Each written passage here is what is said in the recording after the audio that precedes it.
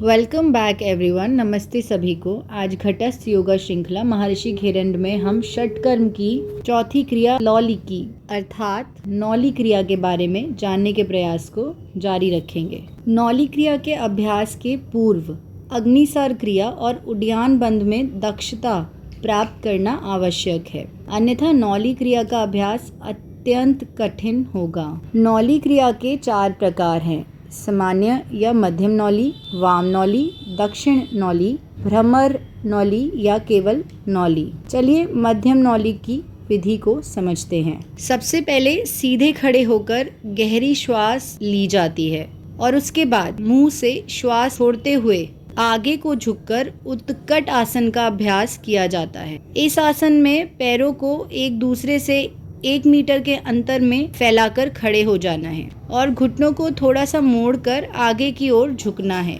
हाथों को दृढ़ता पूर्वक घुटनों से ऊपर जांघों पर रखते हैं ताकि शरीर का ऊपरी भाग उस पर आधारित रहे और इच्छा अनुसार अंगुलियों की दिशा अंदर या बाहर की ओर रखें। अभ्यास की पूरी अवधि तक भुजाओं को सीधे रखते हैं, सिर को आगे झुकाकर पेट के हिस्से को देखते हैं। इसी आसन में श्वास को बाहर रोके रखकर पेट को अंदर की ओर खींचते हैं के करीब तक, उतना अंदर तक खींचना है और आमाशय की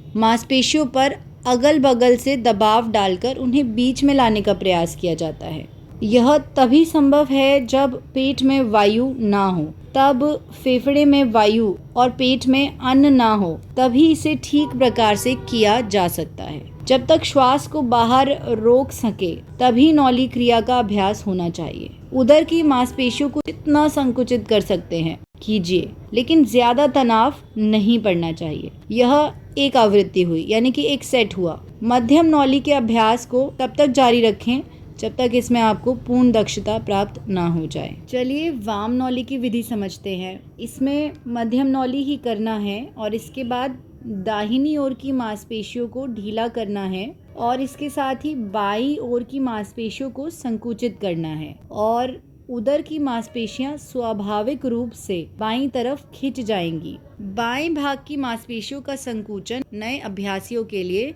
आसान नहीं है, यह केवल अभ्यास से संभव है। यदि आप दाहिने हाथ के दबाव को दाहिनी जांघ पर से ढीला करते हुए बाईं जांघ पर बाएं हाथ से सीधे दबाव डालें तो यह अभ्यास आसान हो जाता है। और इसके साथ ही यदि आप थोड़ा आगे की ओर बाएं होते हुए झुक जाएं तो इस क्रिया को करने में ज़्यादा आसानी होगी। उदर के बाएं भाग की मांसपेशियों को जितना हो सके संकुचित कीजिए और इसके बाद पुनः मध्यम नौली अभ्यास की स्थिति में आ जाइए और पुनः मांसपेशियों को ढीला कीजिए और उड्डयन बंद की स्थिति में आ जाइए।